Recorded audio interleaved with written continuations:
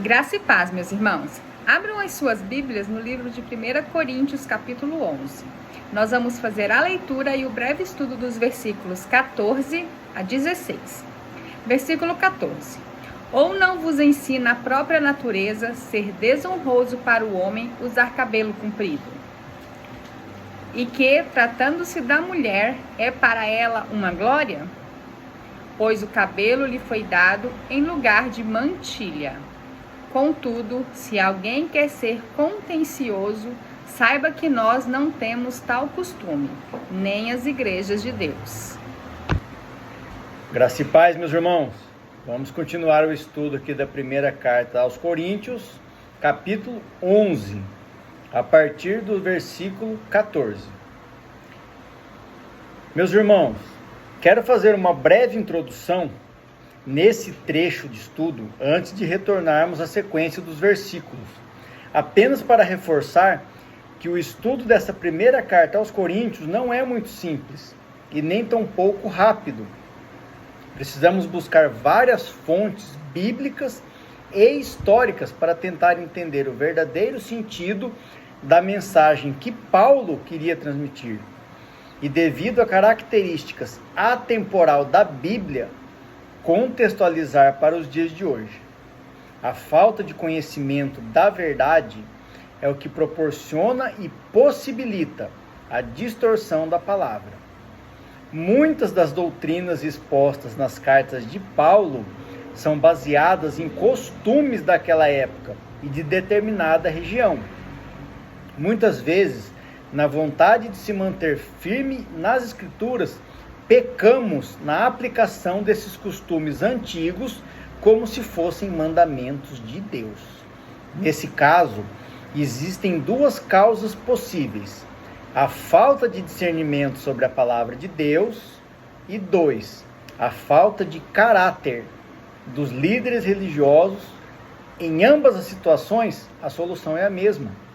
Leiam a Bíblia, estudem a palavra de Deus, busquem o conhecimento, peçam sabedoria a Deus. Uma referência bíblica aqui muito importante, que eu cito ela em quase todos os estudos, que é João 8,32. E conhecereis a verdade, e a verdade vos libertará. E aqui uma segunda referência que está lá em Mateus 18, dos versículos 6 e 7, que diz, aqui Jesus falando também, tá? As duas citações são falas de Jesus. Qualquer, porém, que fizer tropeçar a um destes pequeninos que creem em mim, melhor lhe fora que se lhe pendurasse ao pescoço uma grande pedra de moinho e se fosse afogado na profundeza do mar. Ai do mundo por causa dos escândalos, porque é inevitável que venham escândalos, mas ai do homem pelo qual vem o escândalo. Vejam que mensagem poderosa. Na Bíblia, escândalo, do grego escandalon, significa literalmente uma pedra de tropeço, ou uma armadilha que faz alguém cair, pecar ou se afastar da fé. Não é apenas um choque público, mas uma ação que induz outros ao pecado por causa do dano moral ou espiritual, sendo severamente condenado como obstáculo à vida cristã. Muito cuidado com o escândalo, muito cuidado com as nossas atitudes, aqui no caso falando sobre costumes antigos, doutrinas, pois isso pode gerar escândalo. E como diz na própria palavra de Deus, ai do homem pelo qual o escândalo acontece. Versículo 14. Ou não vos ensina a própria natureza a ser desonroso para o homem usar cabelo comprido? Vejam, meus irmãos, como é importante o estudo detalhado e a contextualização do estudo bíblico. Não basta apenas fazer a leitura superficial e literal da palavra. Paulo diz a própria natureza. Observem os detalhes, meus irmãos. Não se trata de um mandamento de Deus, mas sim de um costume daquela época e região. No contexto da cidade grega de Corinto, durante o século I depois de Cristo, esperava-se que os homens tivessem cabelos curtos. Essa expectativa cultural era baseada em normas sociais de distinção de gênero e posteriormente reforçada no contexto cristão por Paulo. Enquanto na Grécia Antiga, veja, também na Grécia, cabelos longos eram símbolo de status para homens, por volta do século V a.C. e posteriormente no tempo de Paulo. A maioria dos homens gregos e romanos adotou cabelos curtos ou de comprimento moderado. Então vejam, não é um mandamento de Deus, pois antigamente o costume era que homens em posições de destaque usassem cabelos compridos.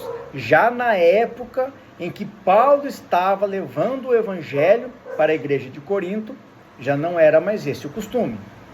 O cabelo comprido em homens era frequentemente associado a penteados femininos, efeminação, ou em alguns contextos da época, a comportamentos considerados socialmente inaceitáveis. O objetivo era manter distinções claras entre homens e mulheres na adoração pública. Então ficou bem simples e fácil o entendimento depois que nós fizemos a contextualização. Já no versículo 15, e que, tratando-se da mulher, é para ela uma glória, pois o cabelo lhe foi dado em lugar de mantilha. Lá no estudo de 1 Coríntios 11, dos versículos 4 a 7, nós trouxemos uma explicação detalhada do que seria a definição bíblica para a palavra glória. Então, se você quiser ter um entendimento melhor, se você ainda não viu, pode voltar lá no feed e buscar o estudo de 1 Coríntios 11, dos versículos 4 a 7, que lá tem um estudo detalhado. Continuando aqui, Paulo não está dizendo que todas as mulheres cristãs, em todas as épocas, devem ter cabelos compridos. Essa orientação é direcionada para a igreja de Corinto, devido às circunstâncias presentes naquela região e naquela época. Fazendo uma comparação com a nossa sociedade moderna, aqui no Brasil, em 2026, a grande maioria dos homens usa cabelos curtos e a grande maioria das mulheres usam cabelos compridos. É cultural e aplicado até os dias de hoje. A distinção física entre os gêneros, sim, é um mandamento de Deus.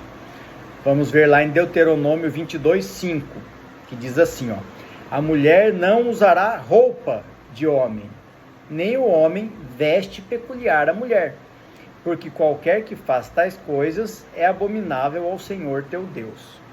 Esse versículo que eu trouxe como exemplo trata sobre roupa, mas é muito mais abrangente se analisado a fundo. A mensagem transmitida é justamente a distinção de gêneros, e aí engloba toda a essência de masculino e feminino. Mais uma vez reforçando, Deus não faz acepção de pessoas. Todos somos iguais perante Deus, apenas com funções e atribuições distintas. Já no versículo 16, Paulo continua: contudo, se alguém quer ser contencioso, saiba que nós não temos tal costume, nem as igrejas de Deus. Eu trouxe aqui uma tradução da Nova Almeida atualizada, para que a gente possa ter um melhor entendimento desse versículo, que diz assim, mas se alguém quiser discutir essa questão, que é o que nós estamos tratando aqui, saiba que nós não temos tal costume, nem as igrejas de Deus. Paulo parece apelar aos costumes em vigor na igreja universal daquela época. Ele não empregou esse tipo de argumento em nenhuma de suas outras cartas, todavia, esperava que isso fosse encerrar o assunto. Eu já disse por diversas vezes, meus irmãos, que nós temos entre as religiões cristãs, é só uma analogia, tá? 99% do que nós cremos e pregamos é igual. E 1% é o que nos separa, é o que causa a inimizade, é o que causa a divisão. E geralmente esse 1% está nos usos e costumes atribuídos a cada denominação religiosa. Cabe aqui uma reflexão. Considerações finais. A carta aos Coríntios é amplamente utilizada como referência doutrinária para as igrejas cristãs até os dias de hoje. É muito importante que tenhamos um bom entendimento das suas mensagens, pois só assim poderemos discernir corretamente sobre os ensinos e aplicações práticas em nossas vidas. Mas o contrário também é verdadeiro. Se não fizermos uma análise criteriosa e detalhada deste livro, corremos o risco de implementar leis, mandamentos e doutrinas como se fossem de Deus, quando na verdade contemplam apenas a necessidade de dominação e doutrinação pela vaidade e corrupção do coração dos homens. Lembrando que foi tratado nesse capítulo até aqui, dos versículos 1 a 3, o uso do véu na igreja de Corinto, a igreja tendo uma hierarquia, Deus, Cristo, homem e mulher, o que significa dizer o cabeça. Já dos versículos 4 a 7, cabeça coberta versus cabeça descoberta, como se a tivesse rapada, glória de Deus versus glória do homem. De 8 a 13, Deus criou homem e mulher. Por causa dos anjos, conclusão sobre o uso do véu em Corinto. 14 a 16, breve introdução, a própria natureza, cabelo comprido versus cabelo curto, nós não temos tal costume. Para encerrar esse estudo, vou deixar mais uma referência bíblica, está lá em João 14,6, que diz bem assim, respondeu-lhes Jesus, eu sou o caminho e a verdade e a vida, ninguém vem ao Pai senão por mim. Que tudo seja feito para a honra e glória do nosso Senhor Jesus Cristo. Amém.